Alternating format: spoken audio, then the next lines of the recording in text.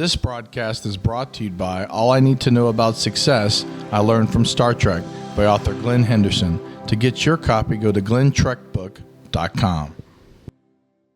Here at San Diego Comic-Con 2024, joined here with a man who's in a lot of good sci-fi and a whole bunch of other stuff. He's also got a new album. Talk about your new album. Hey, man, how's it going? I mean, it's funny you mentioned science fiction, right? Because I made this concept album called The Singularity, and I always felt as I was getting the songs together that there's a sci-fi story in there. And I paired up with a writer and some 16 different artists from the comic book community. And there are 30 guest musical artists. There's like 50 people that work on this thing, man. But we created a companion piece graphic novel. So when you read the Singularity graphic novel, what's great is that I've spent the last 20 years having people give me their stories, and then I write music for it, right? Here's Battlestar Galactica, write music, you know? But this time I gave the artists and the writers the music first. And I said, you know what? You make a story to fit the music. And they did, man. They stepped up to the plate. It was incredible. So to be able to kind of corral all these different people that are collaborating on it, all these different artists, guest artists, it was like a dream come true. Super cool. And then I heard you worked with Slash. How was that? How was that experience? I mean, he's, I believe, a Star Trek fan, I think. I mean, Slash is a huge nerd. I love him. He's a big horror fan, too. And in fact, he told me that he was a big fan of my work because of The Walking Dead. Was the first time that he had kind of heard my music. And we have a bunch of mutual friends, and I sent him a couple of tracks from The Singularity, and, you know, he immediately dived in.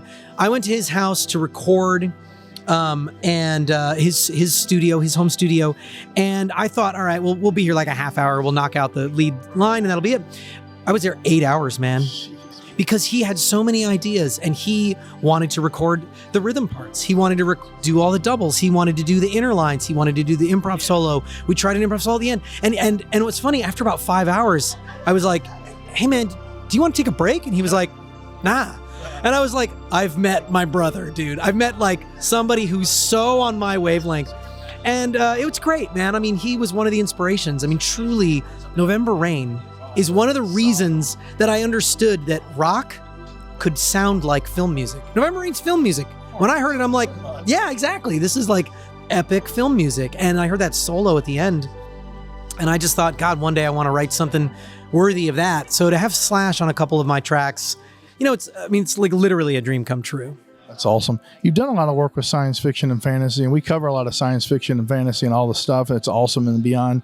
What are some of your favorite shows, maybe some you haven't adapted for, that you may want to be a part of in the future? Like if you had a chance to send these sci-fi properties or anything? Yeah, man, there's so many. I mean, first of all, I have been a part of so many fantastic ones. I mean, my career started with Battlestar Galactica. I went into Eureka and Terminator, the Sarah Connor Chronicles. I got to do Terminator. I was like, oh my God, I can die now. And yet then I got to work on Foundation. I got to work on Caprica, which is a really underrated spinoff of Battle. Yeah, it's really smart. And then I got a call to work with Kevin Smith doing Masters of the Universe for Netflix. So I got to do He-Man, and I thought, okay, I get to do a fantasy show, like capital F fantasy.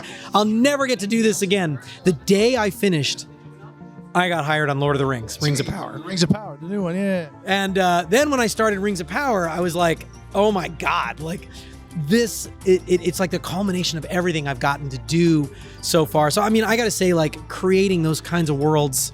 Oh, I got to do Percy Jackson, man. Oh, yeah. I'm on Percy Jackson. It's amazing. I mean, look, what else would I love to do? I've gotten to do a little bit of Star Wars. I did the VR game, Tales from the Galaxy's Edge, but I mean, I grew up on Star Wars. But really, like, my heart is like, there you go, man. My heart's like Star Trek, man. Love me some Trek. I have one Trek shirt, but I'm saving it. After we get done here, we're going to STLV, so I got to save my Trek shirt, keep it all pressed. There you go. I got to ask, last question, where do people find the album? It's already been released, I believe, correct? Yes, the album is streaming everywhere people listen. It's called The Singularity. Bear McCreary is my name. It's available on vinyl. If you want to listen to your metal on vinyl, I highly recommend that experience. The graphic novel is available from Image Comics, and follow me on socials. We've done a couple of live concerts. We had Slash with us at the last one. I'm hoping to play this live more, because really there's three legs to the stool for me. It's the graphic novel, the book, and the show. Very cool. Bear, always a pleasure. First time, but we'll have you see you again sometime. Oh, and scifiction.com signing out.